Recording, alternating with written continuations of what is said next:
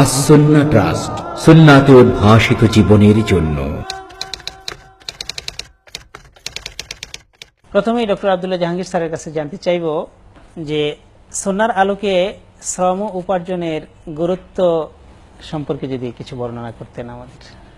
আলহামদুলিল্লাহ ওয়াসসালাতু ওয়াসসালামু আলা রাসূলিল্লাহ ওয়া আলা আলিহি ওয়া আসহাবিহি ওয়া মান ওয়ালাহু ওয়া বাদ। একটা গুরুত্বপূর্ণ বিষয় আপনি আজকে তুলে ধরেছেন, কারণ সাধারণত আমরা সুন্নাহর আলোকে ইবাদত বন্দেগী যেটা আমরা বুঝি, জিকির ওয়াজিফা ইত্যাদির ফজিলতই জানতে চাই। আসলে শ্রম করা, কর্ম করা, রিক্সা চালানো, মোট বওয়া অথবা রাজমিস্ত্রির এটাও যে ইবাদত বা এটাও কিন্তু ফজিলত আছে, এটা আপনি আজকে নতুন করে আমাদের দর্শক মণ্ডলীর সামনে তুলে ধরেছেন। আসলে কোরআন কারীমে আল্লাহ তাআলা বলেছেন, আউযু বিল্লাহি মিনাশ শাইতানির রাজীম, ইয়া আইয়ুহার রাসূলু কুলু মিনাত তাইয়্যিবাতি ওয়া আমালু সালিহা ইন্নী বিমা তা'মালুনা আলীম। হে নবীগণ, রসুলগণ, তোমরা পবিত্র খাদ্য ভক্ষণ করো এবং নেক কর্ম করো। তোমরা কি করছো তা আমি অবগত আছি। তাহলে দেখা গেল নেক কর্মের আগে পবিত্র খাদ্য ভক্ষণ করা। এ ব্যাপারে কোরআনে অনেক নির্দেশ রয়েছে। যেমন এক জায়গায় অন্য আয়াতে আল্লাহ তাআলা বলছেন, ইয়া আইয়ুহান নাস কুলু মিম্মা ফিল আরদি হালালান তাইয়্যিবা ওয়া লা তাত্তাবিউ খুতুওয়াতিশ শাইতান। জমিনে যা পবিত্র খাদ্য রয়েছে তা তোমরা ভক্ষণ করো হে মানব জাতি, আর শয়তানের পদাঙ্ক অনুসরণ করো না।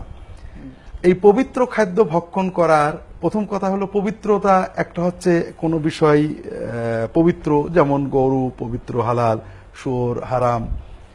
আর একটা হলো যে পবিত্র উপার্জনের গরু হালাল, কিন্তু কেড়ে নেওয়া গরু হারাম, চুরি করে গরু হারাম, যৌতুকের গরু হারাম। এই যে পবিত্র খাদ্য খাওয়া, যেটা নেক কর্মের আগের ইবাদত, এটা হাদিস শরীফে বিভিন্ন গুরুত্বপূর্ণ আলোচনা রয়েছে, নির্দেশনা রয়েছে, যা থেকে বোঝা যায় যে পবিত্র হালাল উপার্জন করা এটা মুমিনের জীবনের অন্যতম ফরজ ইবাদত। এ ব্যাপারে কিছু হাদিস এই শব্দ আছে, প্রত্যেকটা সনদে কিছু দুর্বলতা থাকলেও তলবুল হালাল ওয়াজিবুন আলা কুল্লি মুসলিম, প্রত্যেক মুসলমানের উপরে হালাল খাদ্য উপার্জন করা, হালাল সম্পদ উপার্জন করা ওয়াজিব বা ফরজ, এটা হাদিস শরীফে বলা হয়েছে। এই হাদিসের সনদে কিছু কথা থাকলেও আল্লামা হাইতামি তার মাজমাউজ জাওয়ায়েদ এবং আল্লামা মুনদিরি তার তারগিব ওয়া তারহিব, দুজনেই এটাকে হাসান বলেছেন। এছাড়া এই অর্থে আরো অনেক হাদিস রয়েছে। তাহলে কি এটা আমরা বলতে পারি যে ইবাদত কবুল হওয়ার জন্য হালাল খাদ্য ভক্ষণ করা, হালাল উপার্জন করা শর্ত? জি। তাহলে কি ফরজ বা নফল বা সকল ইবাদত আল্লাহ তাআলার কাছে কবুল হওয়া না হওয়া নির্ভর করে হালাল উপার্জনের উপর? হালাল উপার্জনের উপরেই সকল ইবাদতের কবুলিয়াত নির্ভর করে, এবং এজন্যই ইসলামী শরিয়াতে উপার্জন করাটাকে বড় ইবাদত বলে গণ্য করা হয়েছে।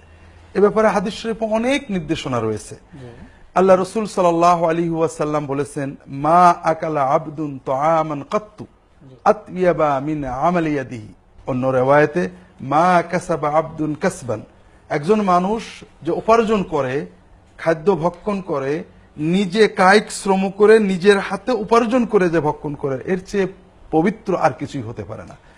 আর রাসূলগণ, নবীগণের সুন্নত এটা। রাসূল পাক সাল্লাল্লাহু আলাইহি ওয়াসাল্লাম বলছেন, ওয়া ইন্না নাবিয়াল্লাহি দাউদ কানা ইয়াকুলু মিন আমালি ইয়াদিহি। আল্লাহর আম্বিয়াগণ, বিশেষ করে দাউদ আলাইহিস সালাম, নিজে কর্মকারের কাজ করে, নিজে শ্রম করে নিজের উপার্জন করতেন এবং তার উপরে নির্ভর করতেন। অন্য হাদিসে আসছে, রাসূল পাক সাল্লাল্লাহু আলাইহি ওয়াসাল্লাম, হযরত আনাস ইবনে মালিক বলছেন, মদিনায় শেষ বয়সে তিনি সাহাবীদেরকে বলছেন, মা বাআসাল্লাহু নাবিয়ান ইল্লা রাআল গানাম। ক্বালু ওয়া আনতা ইয়া রাসূলুল্লাহ? ক্বালা কুনতু আরআ গানামান লিআহলি মক্কাহ আলা কারারিত। আল্লাহ তাআলা যত নবী প্রেরণ করেছেন, রাসূল প্রেরণ করেছেন, সবাই শ্রমিক কর্ম করতেন, রাখাল ছিলেন। সাহাবীগণ প্রশ্ন করলেন, আপনি কি করতেন আপনার প্রথম জীবনে? রাসূল পাক সাল্লাল্লাহু আলাইহি ওয়াসাল্লাম বললেন, আমি প্রথম জীবনে মক্কাবাসীদের ছাগল নিয়ে পয়সার বিনিময়ে ছাগলগুলো মরুভূমিতে নিয়ে চড়াতাম, মাঠে চড়াতাম। তাহলে শ্রম করা নবীগণের সুন্নত, শ্রম করা আল্লাহর ইবাদত। হযরত আয়েশা বলছেন, বুখারীর হাদিস, কানা আসহাবু রাসূলিল্লাহি সাল্লাল্লাহু আলাইহি ওয়াসাল্লাম উম্মালা আনফুসিহিম। রাসূল পাক সাল্লাল্লাহু আলাইহি ওয়াসাল্লাম সাহাবীগণ সবাই সশ্রমিক ছিলেন, সবাই শ্রমিক ছিলেন, কেউ মানে বসে খাওয়ার লোক ছিলেন না। যেটা আমরা অনেক সময় দুঃখজনক যে আমরা বসে খাওয়াটাকে অনেকে গুরুত্বপূর্ণ মনে এবং করি। তারা নবুয়তের দায়িত্ব পালন ছাড়াও, নবুয়তের যে বিশেষ দায়িত্বটি সেটি পালন ছাড়াও তাদের উপার্জনের জন্য তারা একটা সময় ব্যয় করেছেন, যে সময় ব্যয় করেছেন। এরপরে সবচেয়ে অনেক হাদিসের ব্যাপারে একটা সহিহ হাদিস আমরা আলোচনা করি অন্তত স্বল্প পরিসরে। তাবারানী হাদিসটা রিওয়ায়াত করেছেন, মুহাদ্দিসগণ সবাই সহিহ বলেছেন, আল্লামা মুনজিরি, শেখ নাসিরুদ্দিন নানুরা, আল্লামা সুয়ুতি। কাব ইবনে আজুরা সম্ভবত বলছেন রাসূল পাক সাল্লাল্লাহু আলাইহি ওয়াসাল্লামের মসজিদে নববীতে বসে আছেন সাহাবীদের নিয়ে, এক যুবক চলে গেল পাশ দিয়ে।